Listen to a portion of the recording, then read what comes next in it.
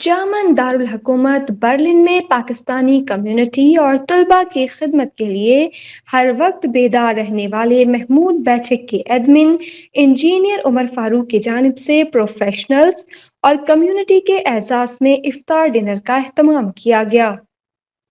محمود بیٹھک نے اپنی روایت کو برقرار رکھتے ہوئے برلن کے طلباء اور کمیونٹی کے لیے افطار ڈنر کا اہتمام کیا، جس میں مختلف یونیورسٹی سے تعلق رکھنے والے طلباء اور ٹیکنالوجی کے شعبہ جات سے تعلق رکھنے والے پروفیشنلز نے شرکت کی۔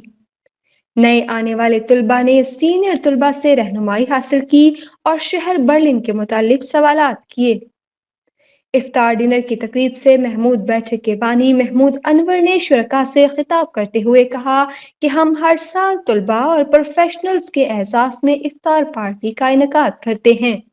یہ اجتماع ایک دوسرے سے ملاقات کا ذریعہ بنتا ہے، جبکہ نئے آنے والے طلباء کے لیے رہنمائی کا باعث بھی بنتا ہے۔ آج کی تقریب میں نئے طلباء کو درپیش مسائل پر مختلف احباب نے رہنمائی کی۔